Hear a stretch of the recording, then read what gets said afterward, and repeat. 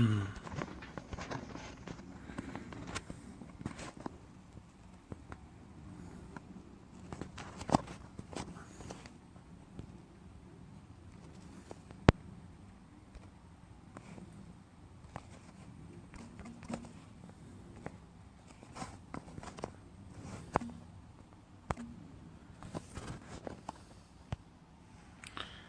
right. I'm going to try to get Rodolfo up in here.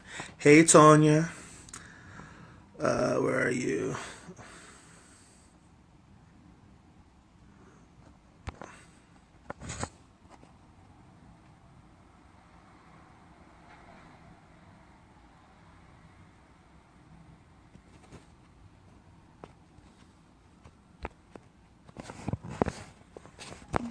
Trying to bring on Rudy. Rudy says, "Are you watching?" Sorry, not Rudy. Rodolfo. Hello. Give us a minute. We're going to start a really good conversation. Santo. Hey, boo. Alright, hold on. The same nonsense. Why can I not see Rodolfo? I just can't. That's why we started early, so we can hopefully start by 5. I see you here. It's trying to get you in this motherfucker. That's the problem. Alright, let's see. Add. It says you're invited. This thing needs to be a whole lot easier. Like, I don't understand.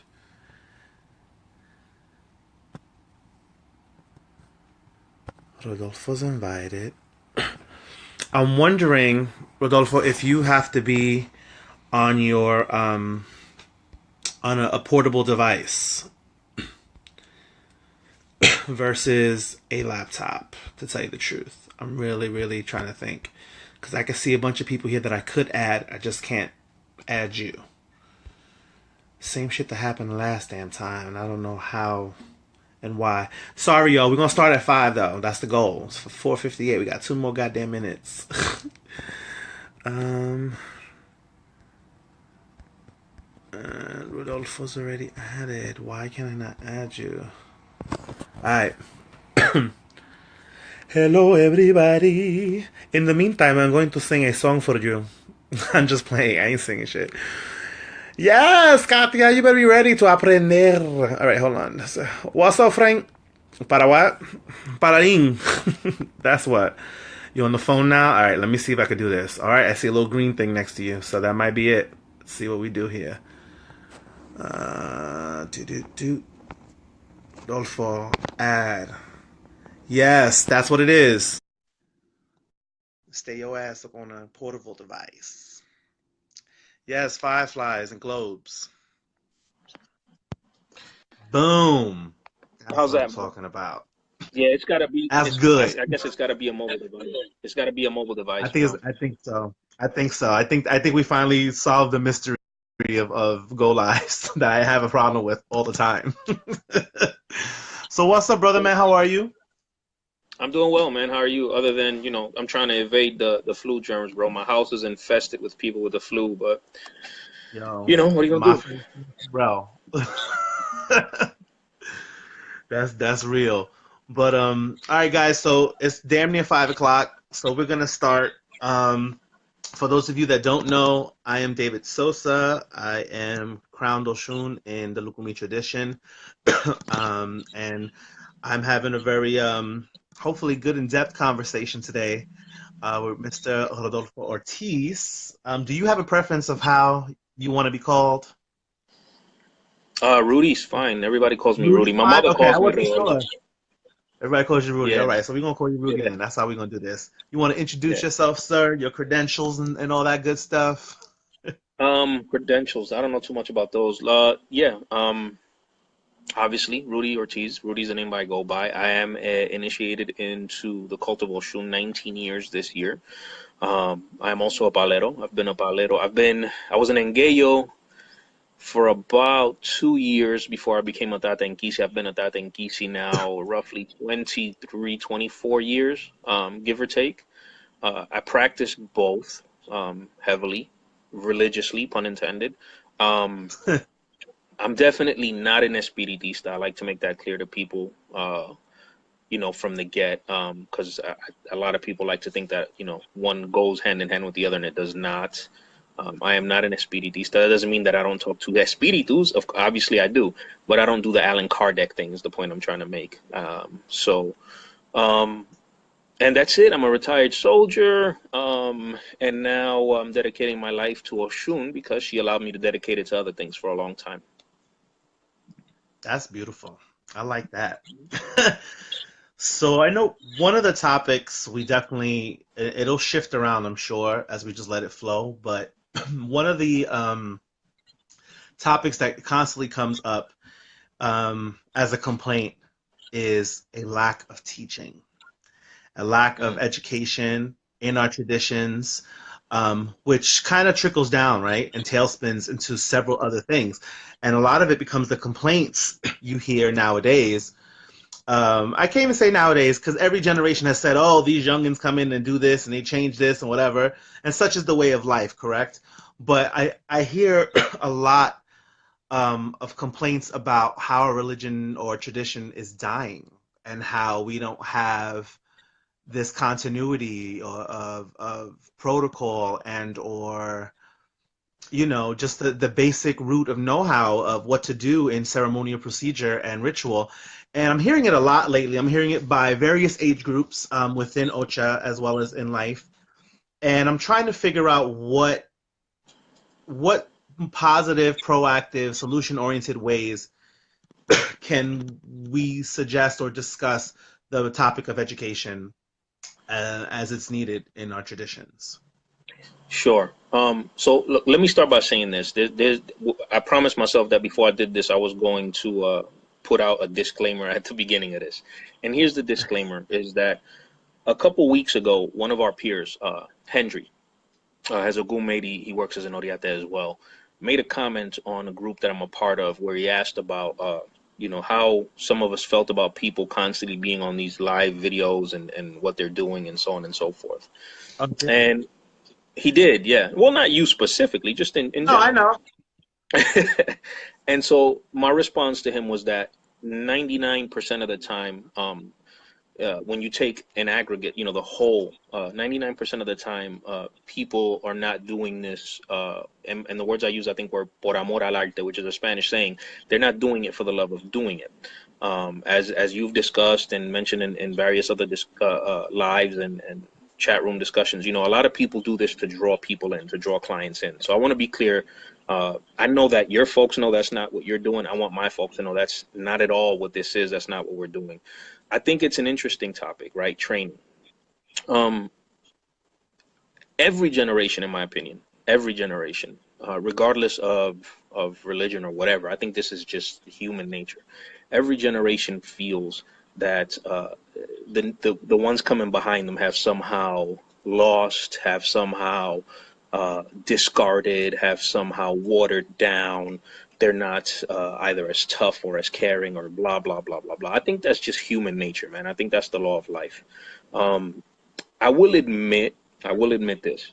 Today, there seems to be, in my personal experience, in my opinion, there seems to be a lack of people willing to put in the necessary work to receive the training they're wanting to receive. See, that's my issue. Correct. Um, I'm lucky enough that I've had plenty of elders around me who have been willing to show me how not to teach people. And those were horrible experiences. Those were rough times. And I still said I was lucky enough to have those, right? This is how you don't want to Absolutely. teach people. This is how you don't want to treat people. And then I've had some, one of who is watching now, my current godfather, I just saw him chime in there, who has done everything the opposite way, right? Who has been willing to say to me, I'm not going to demean you. I'm not going to berate you. I'm not going to belittle you. I'm going to teach you. But you have to put in the work. You have to put in the effort, right? So when you say we need to talk about a solution, I think that is the 50% that needs to come from the community that is claiming they want to be trained. Well, I want to be trained. I want to learn. And the elders are being gatekeepers and the elders are not wanting to teach us anything. I don't think that's entirely true. I think I there concur. has to be I think there has to be some willingness to put in the sacrifice and the effort. It's going to cost you money. It's going to cost you time. You understand what I'm saying? Money because you may have to travel to go to wherever that person that's going to teach you is. You're going to need to secure lodging depending on the conditions. You know what I mean? It's an effort, right? But many people want to take the easy route and they want to. Now, I want to be clear. I'm not saying that it's not good to look into books. I'm not saying it's not good to take classes online. All of that is great. It is great. It's great for you to learn theory, but you have to have the actual hands-on practice. So when we say that what we want to discuss here is a solution, I'm part of the generation that's saying, teach me. I want to be clear, right? I'm not coming on here saying I'm some, elder who's at the end of the yellow brick road, and I'm not that guy. 19 years is not a long time. You know what I mean? I just saw a couple people, in here who are elders in my lineage who've got 40 some odd years. You know who you are, abuelo. My godfather, who's 20 going on 21, and has been working as an oriate since, I don't know, since forever.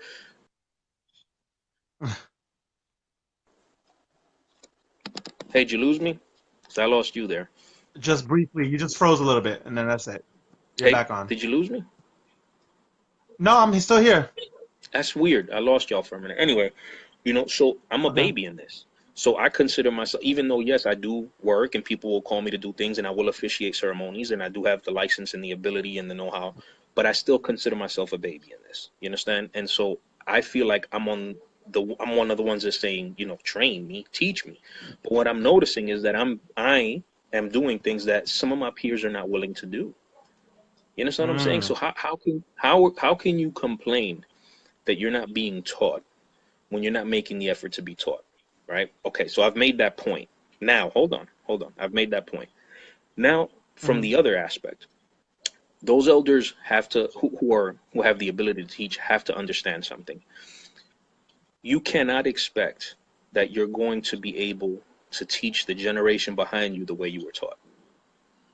It doesn't work. It doesn't work. Hallelujah. It doesn't work. So, what do I mean by that? There may be a mixture of book learning with hands-on practice. They may be this mixture of, hey, I've been taking these classes and I learned these things online with this other person who I know is certified to teach what they're teaching or has the ability. There may be a mixture there, right? And I think a lot of the pushback we get from elders is based on the fact that they go, well, I'm not going to teach you the way that person taught you, or the way that person did it is not the way. That makes sense. That's okay. But I think those differences in reality are so minute. In reality, they are. Those differences are so minute that it doesn't matter on a large scale. So, in terms of a solution, here's my happy medium. Here's my suggestion, right? Here's the happy medium. For those who are my peers, meaning the ones who still are out here wanting to train and learn every day, get off your ass and do exactly that. Get up and go somewhere, right? Get up and go somewhere. Stop being a Facebook warrior. Secondly, those who are going to teach have to understand, if you love this tradition the way many elders claim they do, because that is the elders' big fight, right? I love this too much to let it get damaged. Well, not teaching it is damaging it. Not Truth. teaching it is damaging it, right? Not teaching it is allowing people to go out and be swindled. Not teaching it is allowing people to go out and ruin it because they're making things up as they go along because they don't know any better. That's what not teaching it is doing. Does that mean you have to completely change your paradigm as an elder? No, not completely, but you have to adapt to the community. You understand? The Efuche adapted to her community, Obatero adapted to her community, Latuan adapted to her community, Obadimei to his, Angarica, so on and so forth. You understand what I'm saying? Lamberto Sama didn't do the same thing that Efuche was doing because he didn't have the same kind of pupil. He didn't teach the same way. That's just the reality of it. You understand? We have to adapt to who we're teaching if we truly want this thing to survive. That's the happy medium I think we have to reach. I totally get it. I mean, one of the biggest things I've noticed, and this is and if you're 19 and a baby, I'm even babyer, okay? So, my thing is I notice with and I think it's generational, I do to a large degree, is the entitlement. And what I mean by entitlement is not just wanting to be taught for the sake of it's feeling like because you showed up to one event and you plucked, or you showed up to another event and you swept, and you showed up to another event and you had some speckles on your clothes and you left, that means you putting in all the work, and that you, by golly, you should walk out of there with a dissertation on what the hell just happened. Yeah, And I think one of the things that I try to be very just clear and transparent on with my godchildren is like, I'm gauging you as to how you operate. I'm gauging you on how you handle prior information of what I've given you, how you handle things in the moment sometimes in a room where sometimes you can ask questions, you need to just do and be shown, and then we can discuss this later. So I look for those things because if I see that you're so thirsty, but you're not willing to put a pause and just hold on and do the work and kind of go with the flow, then I have something to think about as to what you need to learn and why you're so thirsty for that information for, right? And yeah. sometimes that happens too. So I think that for those who are uninitiated who are watching, even some of those that are early in the tradition that are still learning, I think it's important to know that sometimes your elders are gauging you. They're trying to, having gotten to know you, having gotten to see how you operate, they're trying to see where you're at and what they need to teach you, and that is discretional. It's at their discretion as an elder. And so there's a level of patience there that has to, be put into the learning process.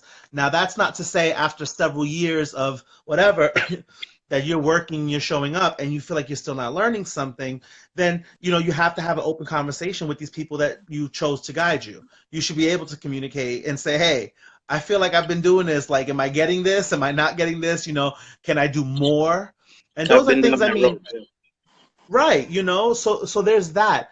Um, with the I noticed with the older generation that I have noticed, a lot of times I'll hear, well, that would have never happened in my day because we would have did this, that, and the other.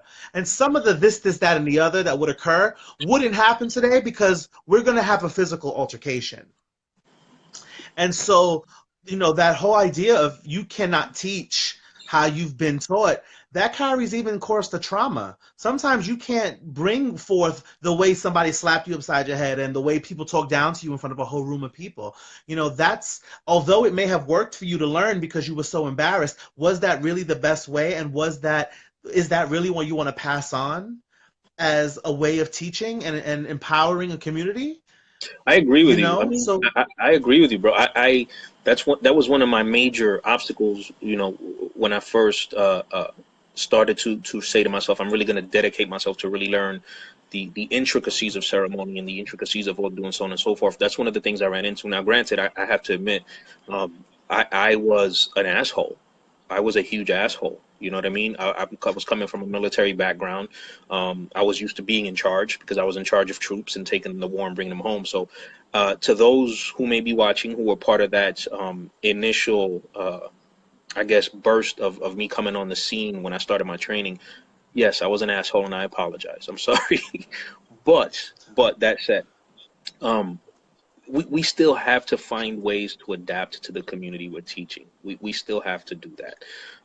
Again, the way we do that, I think, first and foremost, is by being more selective about who has the opportunity to be taught to begin with. Everybody is not supposed to be ordained. Everybody's not supposed to be ordained. And so what happens is thank once you you. ordain everybody, everybody wants to be everything. That's another issue, right? Now, I will Yes. admit there are some elders operating today. The man who scraped my head um, was scraping and initiating folks. I think as soon as he came out of his year in whites, that's fine. The reason I bring it up is to make the point that it's not a new phenomenon. This has been, he's got 40 some odd years of Oshun crowned, and he's a well respected and very, and so it's not a new phenomenon. I'm not saying it cannot be done, but here's the difference. He was destined to be crowned. He was destined to be an Oriate, and that's why he was able to do it with the rapidity he did it with, and that's why he's maintained himself doing it for 40 years. right? Because he was destined to do it. He had the Odu that said that. He had someone to take him under his wing and recognize that and cultivate that. So that's different. I'm not saying it should never be done. What I'm saying is it can be done for everybody. That's my point. So, whereas using him as an example again, his mentor, I'm sure, had rough days with him, but I'm sure his mentor adapted to who he was in order to teach him to carry forward the tradition because he was someone who was truly a selected head. This was his destiny. He was supposed to do this.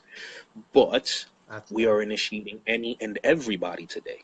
Any and everybody. And so you initiate any and everybody. It turns into a frat, right? And everybody wants to, of course, be the leader of the frat or the vice president of the frat. Well, what does that mean? Well, I got to be an Odi out there. Well, I got to be this. Well, I got to be that.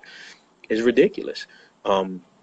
So that I think that's where it starts too, right? It needs to be an exclusive club. And I'm saying this knowing that there are not initiates watching. It needs to be an exclusive club. It has to be. Everybody is not prepared for the heartache and the stress of dealing with godchildren for that. So if you're not prepared for that and you true. take it on, you're hurting everybody. You know? And that's been a major point in a majority of my videos and majority of my posts because everyone's like, oh, you know, this and this is happening, and I don't understand how we got here. And I'm like, well, because y'all just let anybody come in to the mix. You know what I'm saying? Like people were like, oh, you're sick, so we have to do ocha to you. And I'm like, some people did Santo Lavao, like back in the day. Some people got elekes done. Some people just had their bowl done on their godparents' Orisha. They did not have to go get seated. Nothing had to be done to that extreme of being priest. And I think, this is where the divination comes in. This is where the training comes in. This is where the repetitive training comes in with constantly learning and learning from different oriates and as well. I think that the language being used sometimes in the scope of knowledge or in the scope of dare I say, recycling, people don't ask important questions. Does this person really need ocha? Does this person, can this person go and do this thing here and with this? And I feel like people just jump straight to the extreme Of a lot of course. times. Of course, yeah. Marking your bowls, it never starts out with omitutu and two candles or whatever. It's always straight to the, let's get some chickens. You know what I You mean? know why? you, you, Because that's the phenomenon I show. call that's the phenomenon I like to call Hollywood versus healthy.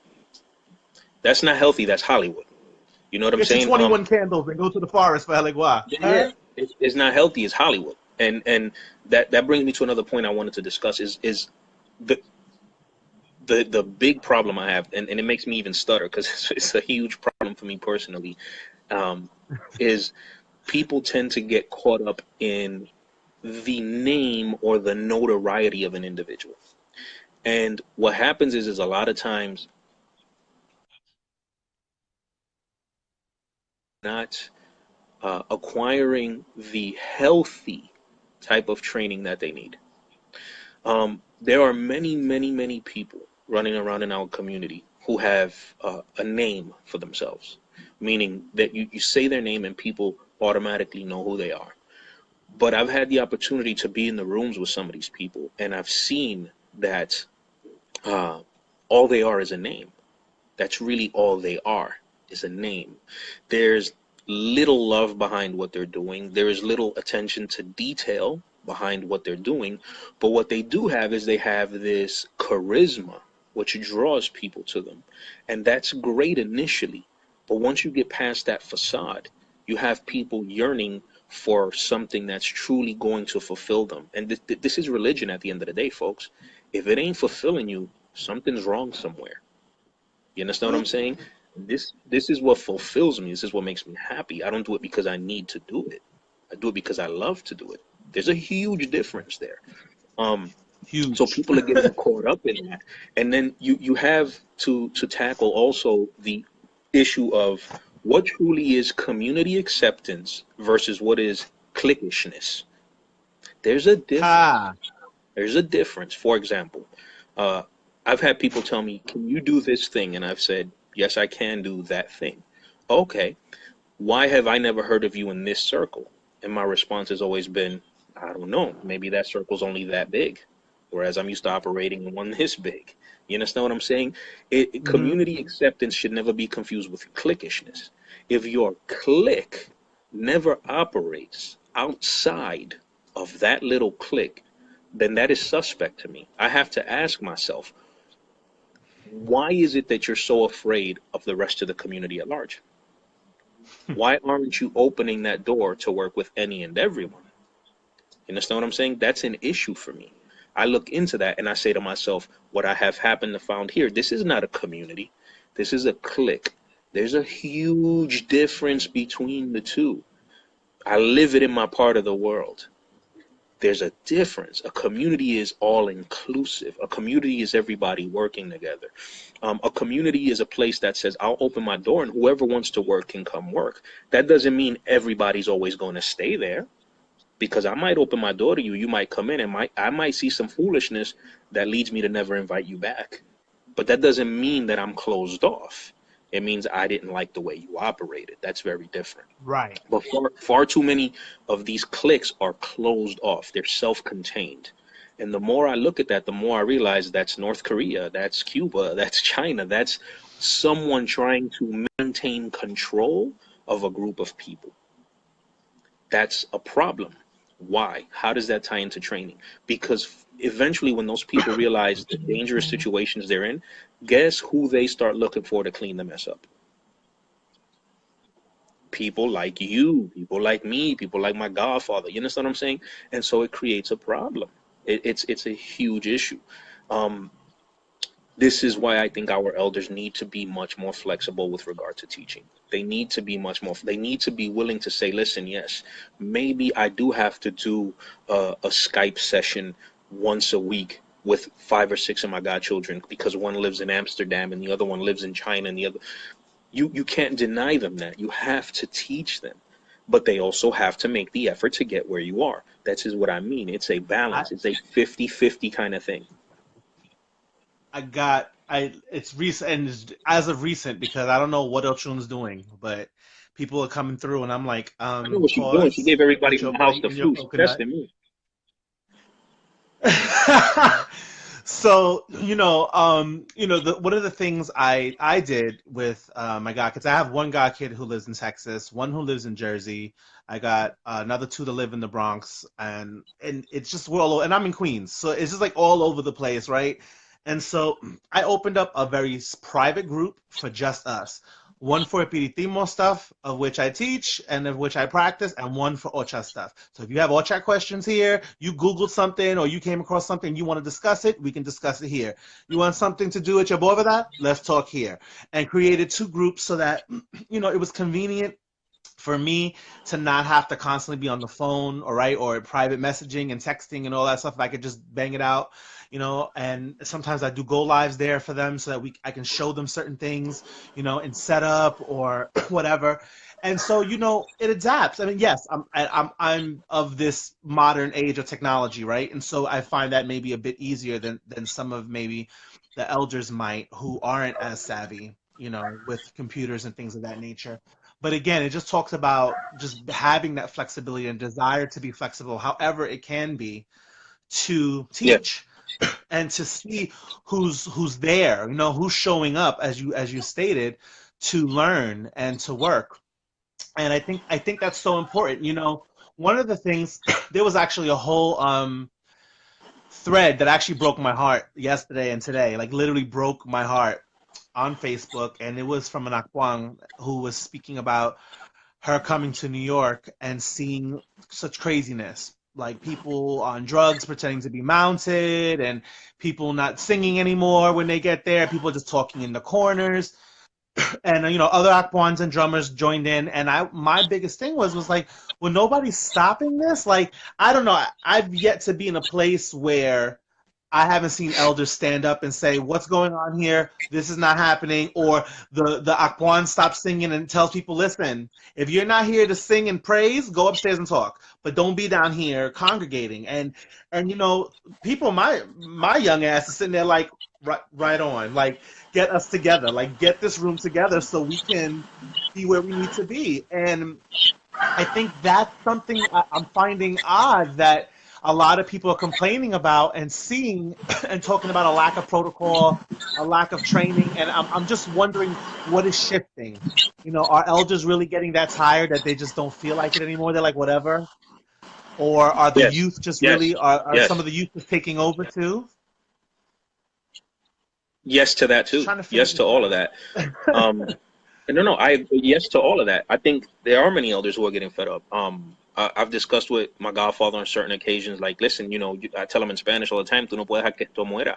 You can't let this die. You can't let this die. And sometimes his attitude is, listen, I've been putting in the work. I've been doing what I do, and look at how things have turned out. And I get it. I understand that. You know what I mean? I understand his point of view.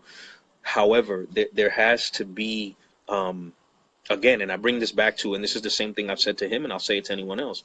If you truly love this thing, you don't give up. You don't. Look. I love my daughters, right? I have 4 children: a son, a grown son, and 3 teenage daughters, and I can't give up on my kids. You know what I mean? Well, if they become problematic, if whatever the case might be, I can't give up on my kids. I feel the same way about this tradition. I can't give up on it. So you That's keep it. finding a way to make it survive. You keep finding a way to keep it as intact as we can, because evolution is inevitable, but as intact as we can. And yes, the answer is many elders are fed up. Many elders are tired. They are. It's the truth. And a lot of the younger folks coming in simply don't want to put in the work. There's this sense of entitlement, like you mentioned before. I'm recognizing all those problems. They are there. They exist. But the solution, sadly, is the solution uh, that exists for many of the problems in life. Put your head down. Keep trudging up the goddamn hill. Don't give up. Keep trudging up the hill. Lean into it and get up the fucking hill. We have to. Look, it's not easy for me either. I live in a place, I am the only Olosha for 100 miles. I'm not exaggerating that. I am the only Olosha for 100 miles. And I find a way to constantly work. I find a way to constantly do things. I go to it. It costs me money. It costs me time. It costs me heartache. I do it. So I am living what I preach. I go to it. Exactly. It doesn't come to me. You understand what I'm saying? We Yeah. have to keep trudging up the hill. We have no choice. What have our ancestors left us as a legacy? It's that very thing. They trudged up a hill the whole goddamn way. There was no coasting for not a one of them. Not a one of them Truth. coasted. You know what I'm saying? Truth. So if you're gonna get into this thinking this is the easy way out, go somewhere else and do something else entirely, please.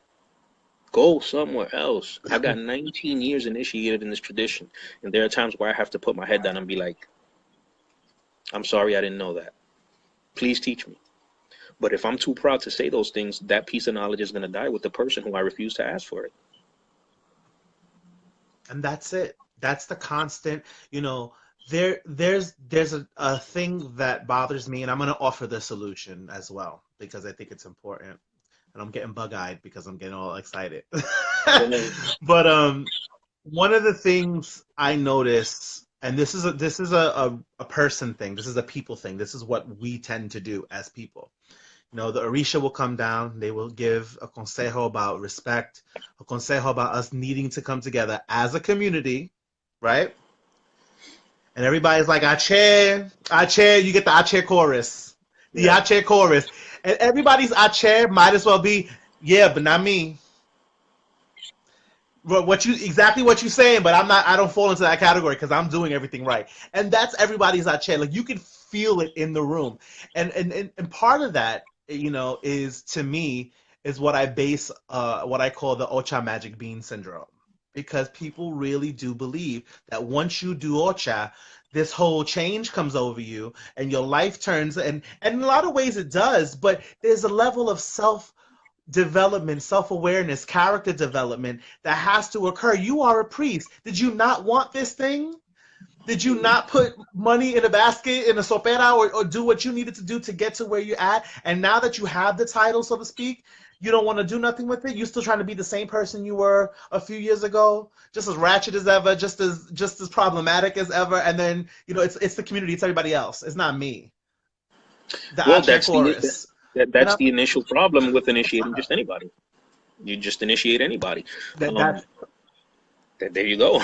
You're just Thank initiating anybody. You can't always do that. You know what I mean? Look, it's so frustrating. I think education, bro. Education's at the heart of it. Education's at the heart of it. Education's at the heart of it. You mentioned going to an Anya and you're seeing people not focusing on Anya and they're wasting their mouth and they're doing this and blah and blah. If they were properly educated and they understood that Anya is Orisha, Anya is Ebo, then they would be in that space doing a completely different thing with themselves. But a lot of people are not even educated. A lot of people don't even understand the purpose of Anya and why Anya is sounding and why you should go there and how you should conduct yourself when you go there.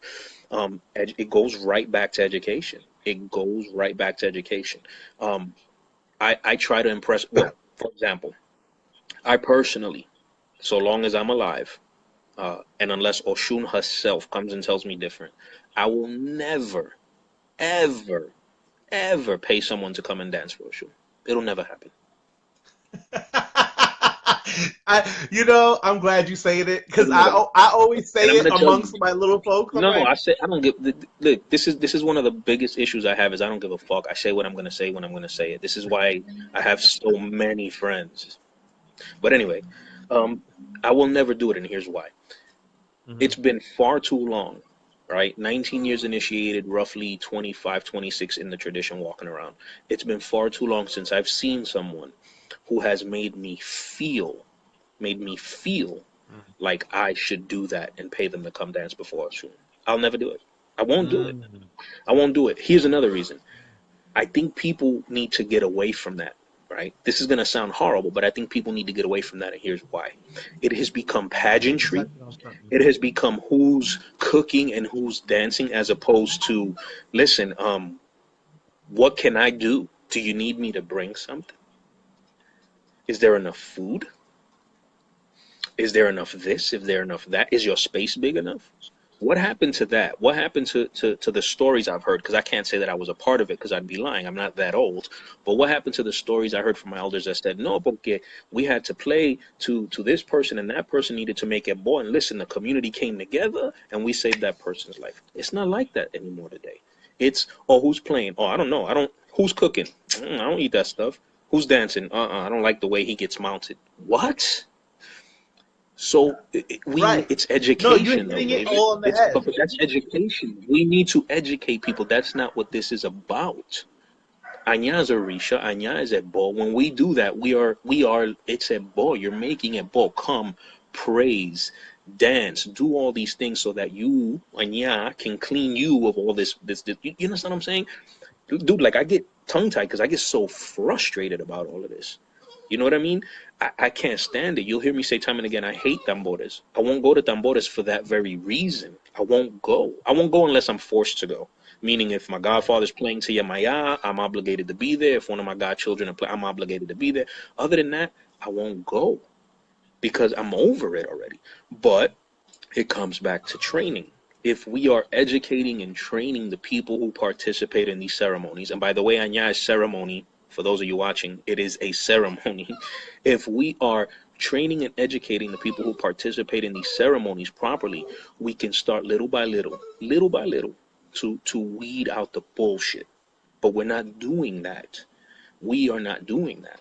Our elders are giving up on us, and we're giving up on them.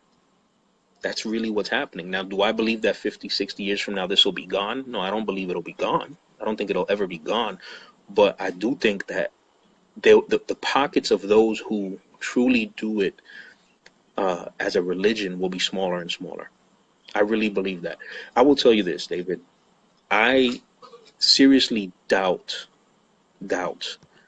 that the majority of the new people coming in actually have faith in Orisha. I doubt it. I'm not afraid to say that outright. I doubt that they truly have faith. There's a Mm. difference.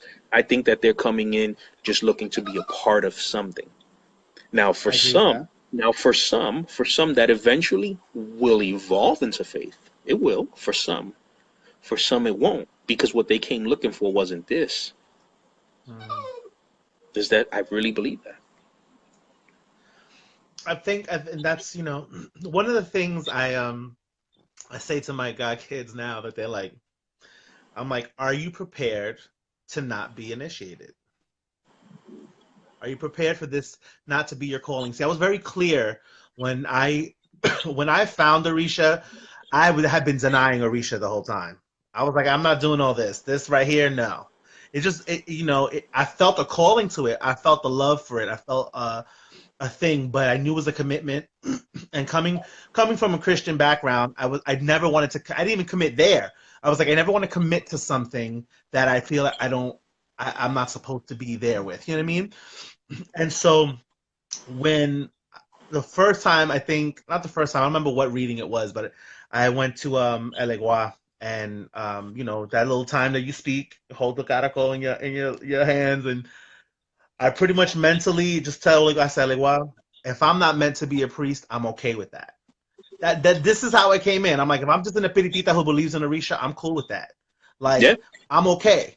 I got my lekes. I'm good. Like, I'm all right. And because that was something I was very familiar with. There were people who received lekes or warriors, and that's it for the rest of their life. They had their own little stuff. They worked in their own little. That was their legua. They did their little services on Monday. That's it. Life was good. They didn't need to go beyond anything else. And so I was very aware of that. And, obviously, I was like, boop, your ass needs to be a priest. So it is what it is. But I was prepared for that no to be there. And I try to really instill that in those that come to the tradition that I'm teaching in whatever way, is just that we are called. There's a reason for selected head. I don't believe in giving you something simply because you desire it or because you have the money to pay for it. That cheapens my spirituality, it cheapens my tradition, and I will not have it. I will have no part of it. And I give everyone that speech, and I'm like, and if you feel that you don't like that, there is somebody out there willing to take your money and give you whatever the hell you want. I'm just not that person. That's the reality. And so this sanctity, this respect, I know that Orisha tradition and Orisha in general seems to be very accessible, through the folklore. I mean, you can YouTube any dance you want now and try to learn from there without having to learn behind the You can elder at a YouTube tambor. YouTube Yeah, ceremonies, to be before frank with you. I'm talking about even before YouTube was there, I would step behind the elders and try to copy their dance moves, right? That's how I was learning. And still to this day, I'm waiting for folks to come up. I'm like, oh, let me catch this step right here because I don't want to do the Lucumi two step, and stuff like that. I mean, you can't be replaced. We need each other. The youth need the elders need the youth. This is being handed off. This is the continuity. And the moment we start thinking each one is wrong or replaceable, you're killing it. You're poisoning it, I and agree. it's This is sad. dog. Let's get him on It's that. Go really, inside. really sad. Before we go, because I don't know how much longer you're gonna keep this up. There's another elephant in the room I want to address, because it's been rearing its head a lot lately, and it's this issue of training. One, training women. That's one, and Ooh, two, and two, who can train them? Who should train them? Who should they seek training from? Right? All of that stuff. Um, I'll start by saying this. I'll say it unequivocally. In my opinion, and many, many, many will disagree with me, and that's okay. Throw all the rocks you want. I don't give a fuck. It is absolutely okay for women to be functioning as oriates. It is absolutely ATR. okay for women to function as oriates. However, I will say this though. Women should understand that we don't need to enact any type of affirmative action plan either, right? We're not, that's unnecessary. You need to step up and make these same sacrifices that others who now officiate in that capacity have made. That's the one thing that I don't think there should be any affirmative action like, well, we should make things a little bit easier. I don't know. I'm sorry. No. I don't believe that. It shouldn't be any easier for you or for me or for anybody else. Equal across the board. Another thing is, um far too many people are concerned with I'm going to try to say this and remain politically correct. So give me a second. It's okay to learn and be blessed off on your abilities by someone who is not a household name. That is okay. because very recently, a lot of the feedback I've gotten offline, meaning personal feedback, people DMing me and sending me messages, have been, you know, the problem as a woman is unless you're signed off on by X big name, nobody's going to want to deal with you. Nobody's going to care about you. Here's my response to that. I don't need anybody to deal with me, and I don't need anybody to care about me, right? So if I have to function as an oriate, let's say tomorrow my goddaughter calls me and says, I have to give X Orisha to my godchild. Padrino's going to come in. Padrino's going to be the oriate for that ceremony. The ceremony is going to be properly run. The Orisha will be properly consecrated. You can go about your business, and hopefully that Orisha does for you what it was supposed to do for you. What role do any of these big Hollywood names play in any of that function? Not a one. But it gives me insight. When they say that to me, it gives me insight into what they really are looking for. So are you actually looking to learn how to do this for the sake of learning how to do it? Or are you looking to learn how to do it so that somebody can look at you and say, you're good to go? I personally don't care. I don't need anybody anywhere other than my godfather, the man who's teaching me and has taught me. I don't need anybody from anywhere outside of that saying to me, I validate you. I say you're okay to do X, Y, and Z. I don't need that. You understand what I'm saying? What I need to have is the requisite ceremonial license, the requisite ceremonial knowledge to do what is necessary. When I consecrate an Orisha, it's provided the right people were there. Obviously, I still need folks to work.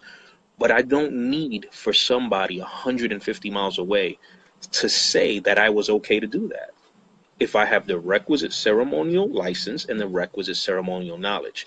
So I think people need to get past that. Learn the tradition because you want to learn it. Learn the tradition because you love it. Don't come saying, I want to learn the tradition, but I need to be signed off by somebody who matters. Otherwise, I won't matter. See what I'm saying? Yeah. There's far too much of that.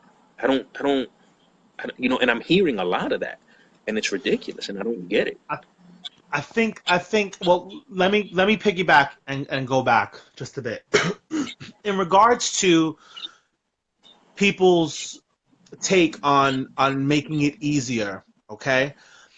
It's a very layered thing. And part of that is because how can a woman step up in a culture that's telling her she can't be something and just be like, well, I'm willing, I'm here to work. That's fine. She can do that till she's blue in the face. And if someone's not willing to teach her and say, all right, come over here, let me show you this, it's going to still be a problem. So the easier becomes a community easier, right? It's not only. But here's what I don't get. I'm sorry, I hate to interrupt you, but I keep hearing that. I keep hearing that people say that there's nobody willing to teach, and I don't get that. I know right now, without thinking hard, I can name 5 well-known, respectable orientas who have no problem training women. So this is what I don't understand. With these pockets where it's forbidden. I want to get into training. Training in what exactly? In protocol in the room? Or okay. training Here's what as I mean. far as I guess we should clarify. All of it. All of it.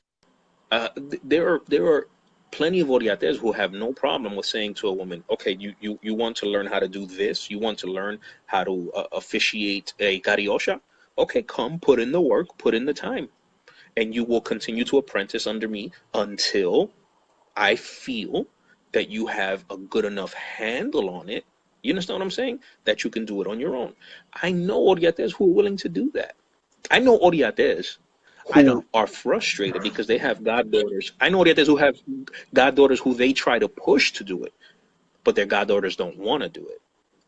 I know oriates who have goddaughters who have the knowledge to do it, they just don't want to do it. So I don't, you know, what's happening here? Where's this disconnect? Well, having heard that from you, I can tell you, I know people who are verbally would say, oh yeah, I would, but don't when people do show up. So the public saying of yes, I would, and the actual commitment to do so have not been done.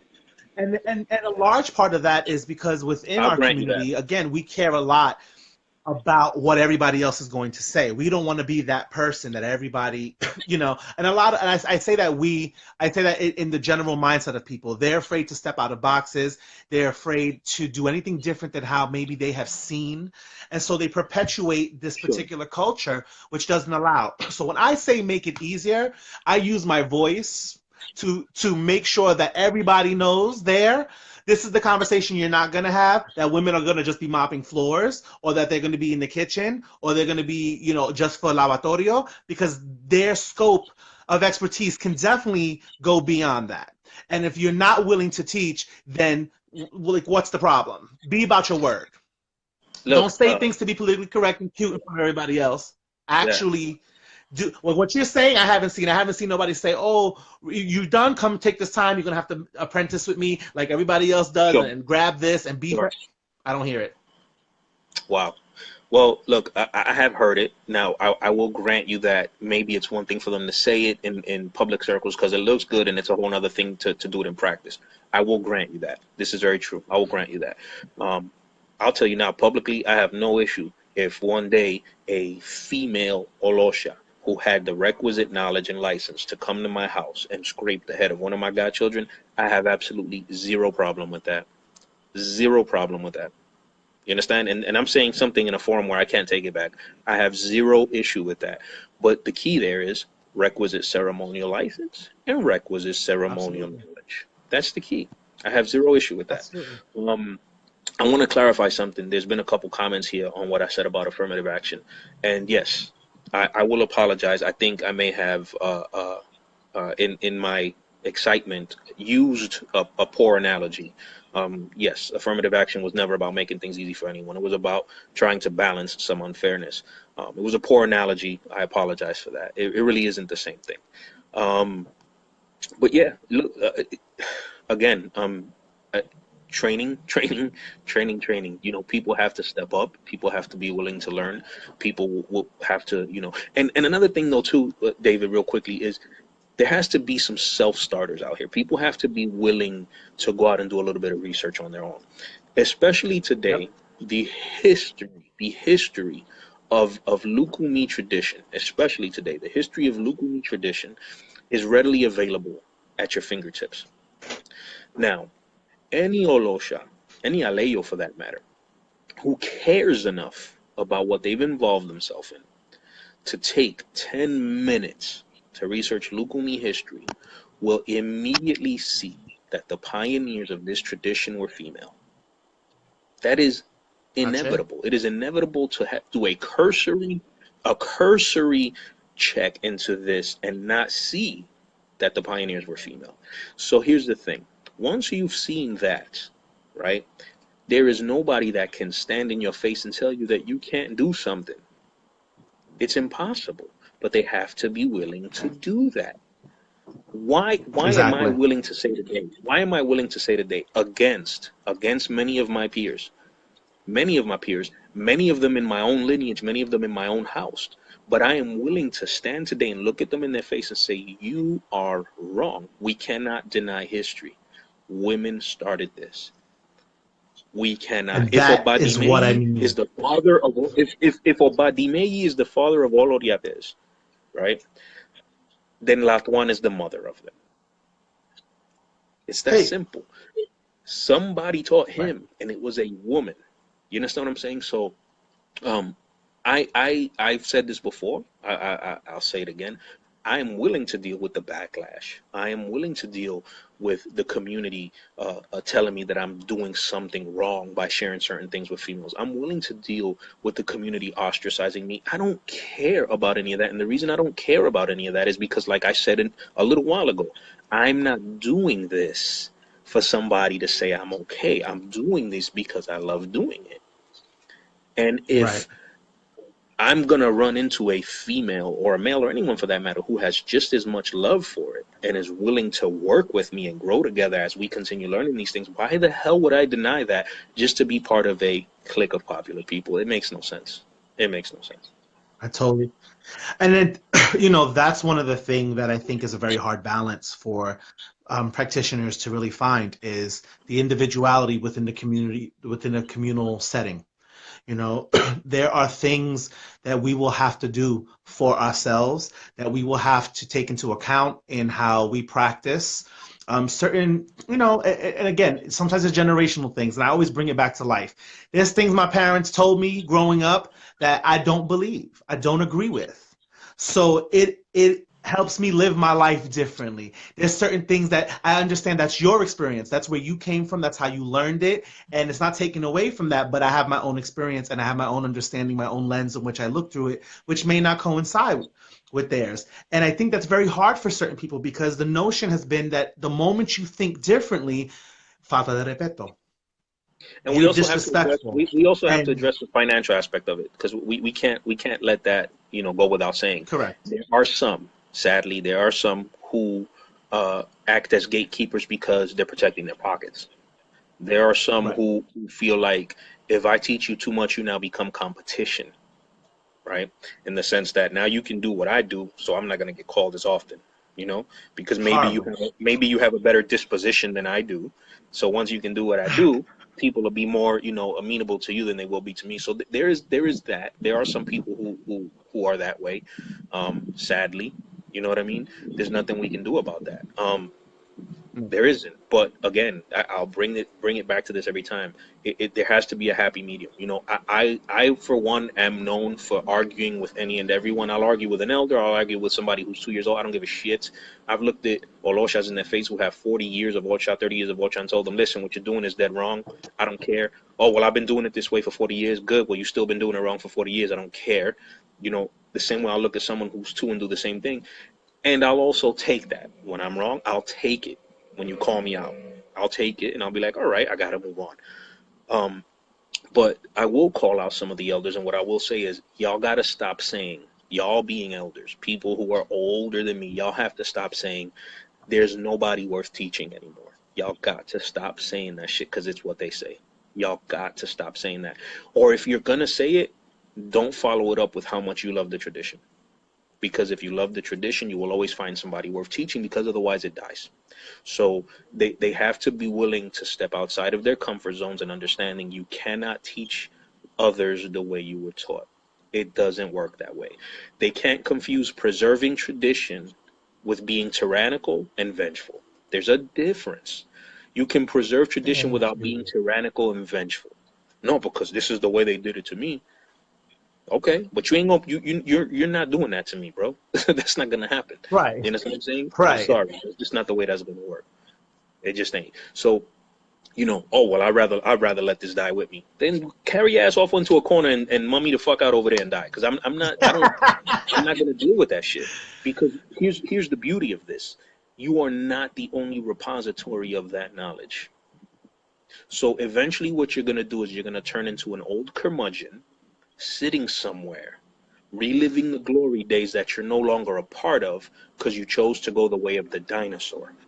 That's on you, elder, whoever you are listening. That's on you. Now, if you come forward and admit that, listen, this thing has to survive, you got to teach somebody, right? Then there are young people out here who are willing to say, okay, all right, I will bend with you. Let's bend together so that neither one of us breaks. You understand what I'm saying? It has to happen, bro, because I guarantee you it will go the way of the dodo bird if it doesn't. And that is why that is why I try to have, this is not a popularity contest. I can give a rat's ass about who likes me and who doesn't in the community. I don't care. But No, it's no. important that priests have these conversations and we have them publicly, that people can engage in the tradition and outside of the tradition looking in what's really the conversation happening between a lot of Aloshas.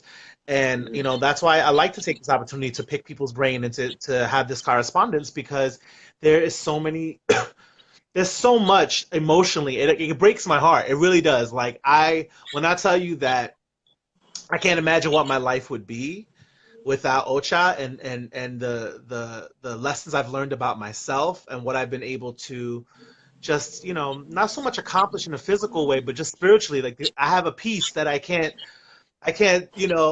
try to explain, but I can't, and You don't have to to. I believe see you. Trust me. and to see people give up on it and to see people complain about it and feel that it's all, such a I don't know. It really hurt my heart to read it. It was a wake up call though, and it makes me want to do better. It makes me want to learn more so that I can do better. And like you said, you brought up a huge thing. I always tell people, I'm like, listen, I don't mind being checked. Check me. I have no problem. Somebody says, "Hey, you know what? You're not doing this correct," or "You know what? You're mispronouncing this. This is the way we say it and what it means."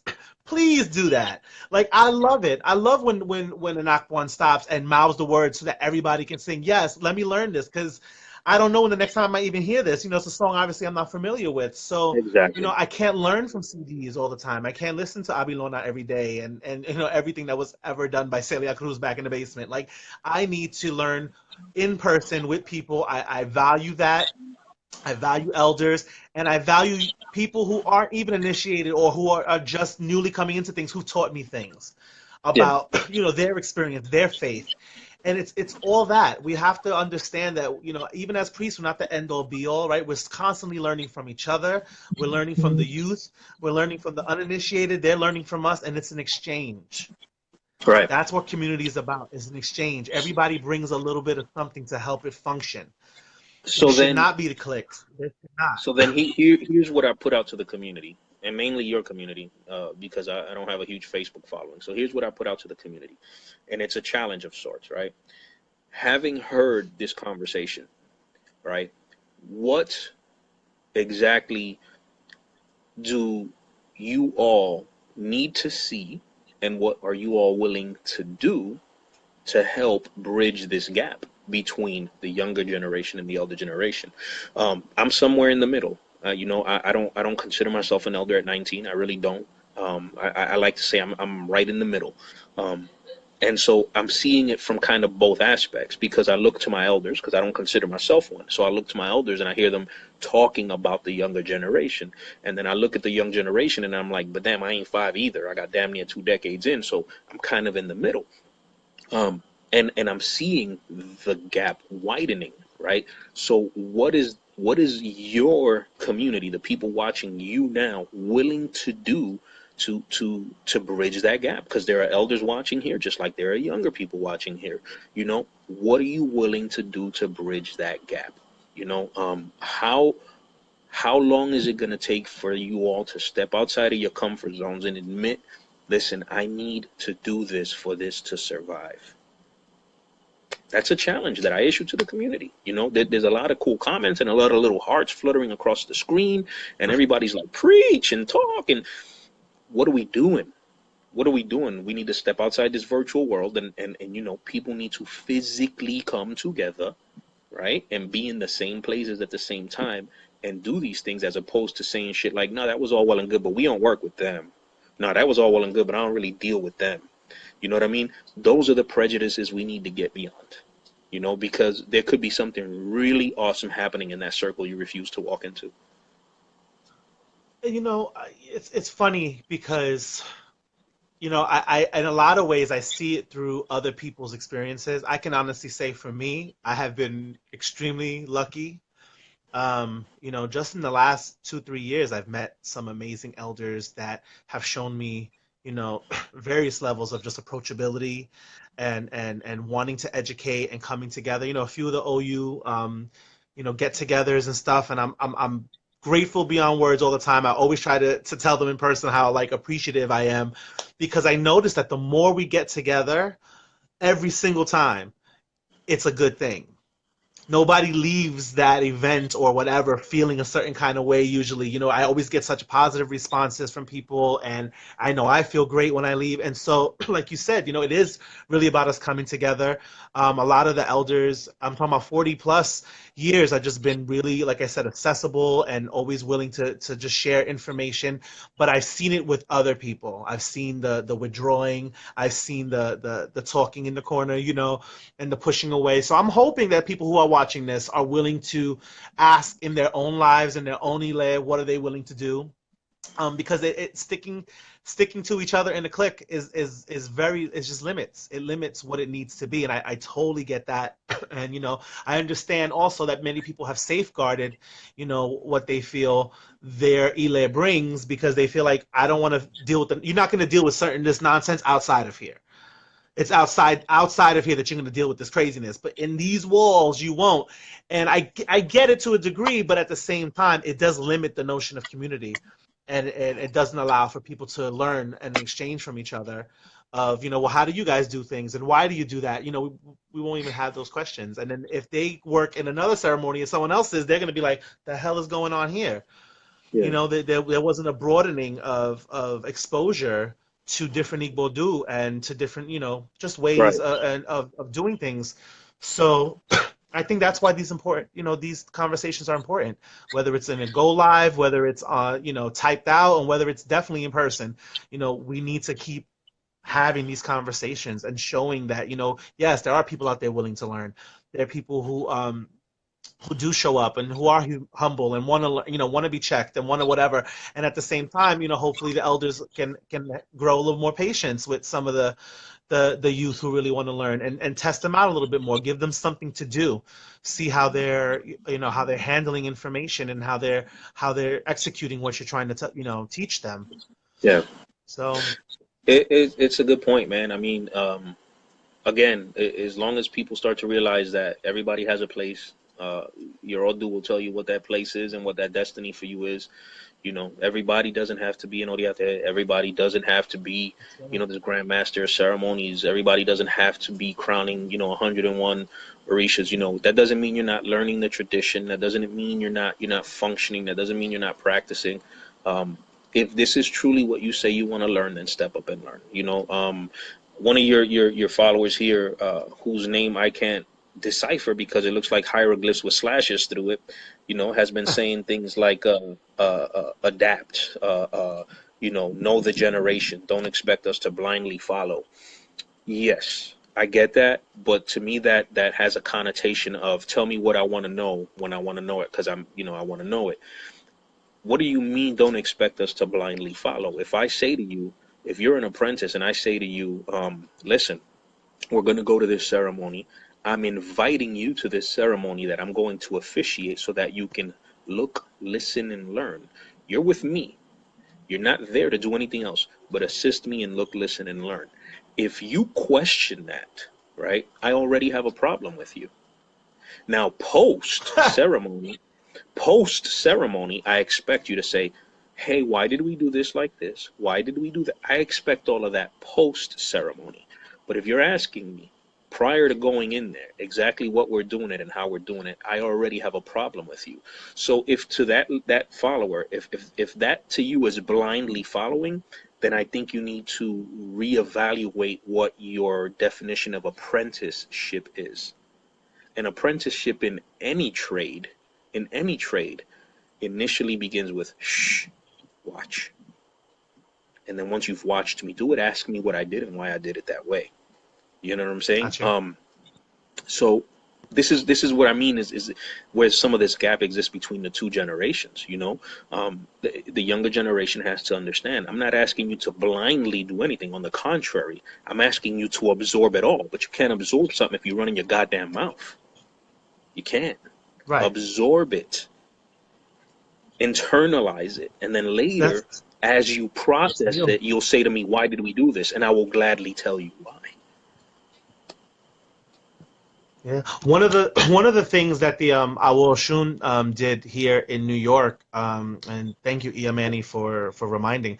They hosted a intergenerational conversation, and had various people of various age groups come and meet, different levels of Ocha, and that case, and they had given out anonymous questionnaires to random people, like I said, of various years, mostly youth, to see how they were gauging, and centered around questions like, if your elders died tomorrow, could you function?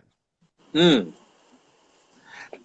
do you feel in your amount of time that you've been encouraged to work, or that you've been taught enough to function within whatever capacity? And some of the answers were like crazy, like to the chest, like, oh, like, they were like, I ain't learned shit, and then other people were like, yes, they take their time with me, and I feel like, conversations in the car, and we had it was a 2 hour conversation of, like I said, various Hmm. people of various backgrounds at various degrees in Ocha, and it was a beautiful thing to have. So I mean, in the community here, between some of the Yegbes and some of the the Loshi United chapter and stuff, we're trying to host things like that so that people can have these conversations, and that there is opportunity for education, not from neo-pagans who grab Orisha candles, but actual from priests, and people who have knowledge of herbs, and people who have knowledge of adimus, and trying to give back to the community in ways